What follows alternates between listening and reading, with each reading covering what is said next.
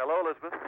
Hi, Jimmy. Last time I saw you, we were in Toronto, I believe is where it was. Oh, lovely Toronto. And now I'm having to look at you on the cover of Details magazine. I'm sorry for you. Well, it's very nice. Thank you. You know, you could have been in London last night and seen Camilla Parker Bowles all over television. Oh, what happened? Well, they had their first coming out thing last night, where it was official, you know, where we weren't sneaking around. Wow. They had Charles and Camilla come out of the Ritz Hotel and had all the media there waiting for them. Did she look nice? No, it was fine. You know, Good. They waved to everybody, and they kind of told everybody it was going to be okay. So Wow. that was a big night in London last night. Wow. All right, here we go. You know, I'm looking at you on the cover of Details magazine, and the first thing they say about you says, "Yeah, baby." So you're still getting some heat about Austin Powers, aren't you? Very much so. People still do Austin impressions to me all day long. Well, that movie was it bigger than you thought it might be? Very much so. I mean, I think we knew when we were making the movie it could either be fabulous and people loved it, or they'd literally think we'd lost our minds. And luckily, it was the former. And they've even done another one, right?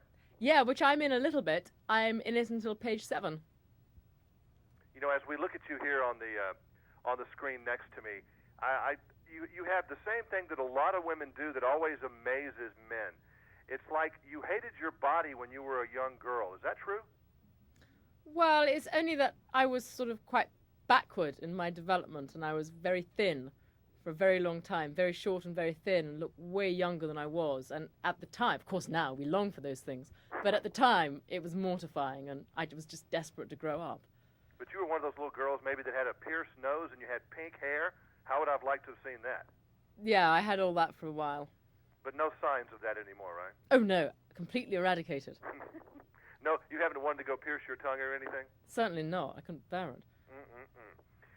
Movies. Have you found that you really enjoy the process of acting, or do you like producing better? Because I know you do both.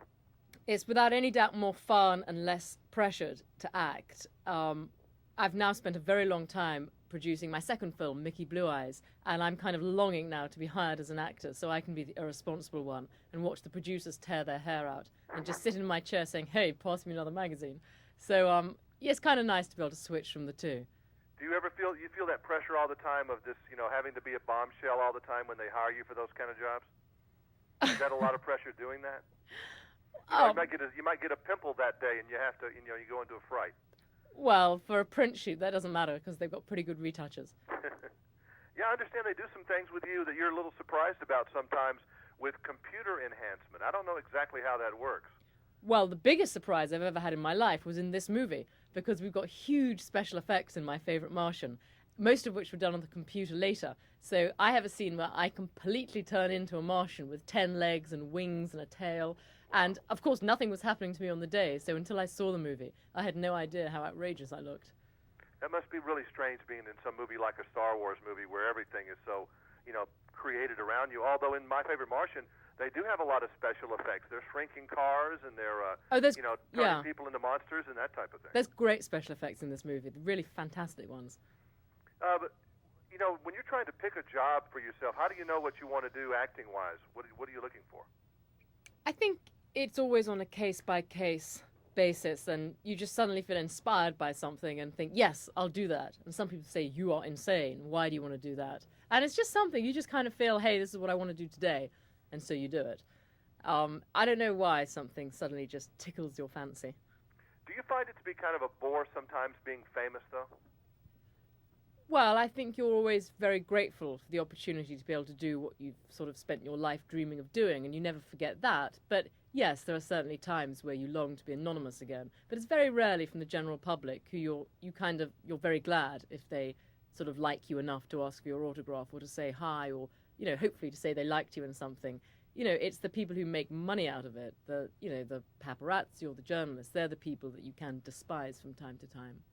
Is it true that your special? Did you make this up, or did you say really your special interests are gardening, dogs, and embroidery? Did you come up with that, or is that true? Sad but true. When do you get time to garden? Really hardly ever at all now. Whenever I go to my mum's house, I sort of leap out of the car and jump into the rose bed, and suddenly an hour later she'll realize I've been there pruning roses without saying hello first. Now, are you in like some type of Versace garden wear? Oh no, I sort of wear last time I was gardening, I think I wore the pyjama bottoms I'd had when I was 12. My mother's Wellingtons. It's all that sort of thing. It's not very cool. I certainly wouldn't want to be paparazzi'd in my mum's garden when I'm holding the shears, that's for sure. Now, one bad habit that you seem to have from all my reading about you, although I did not experience this in person when I was with you, and that's smoking.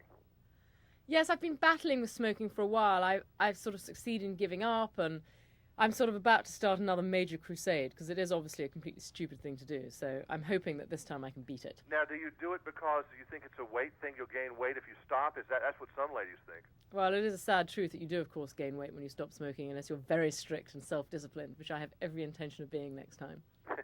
How do you make it on an airplane, then, when you have to cross the pond? That's a long time not to smoke. I've never smoked on an aeroplane.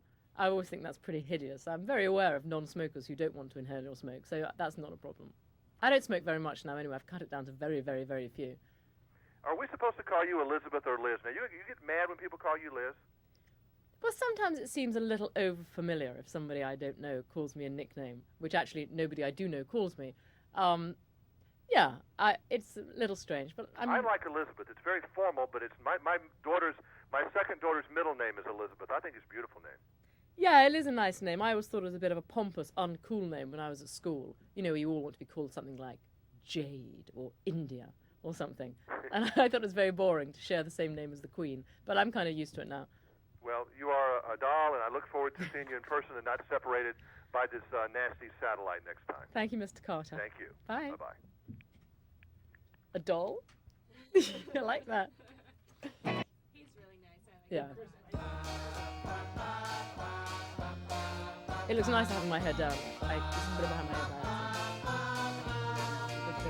That's what I was kind of sensing. And right in the middle of a good dream, like all at once I wake up.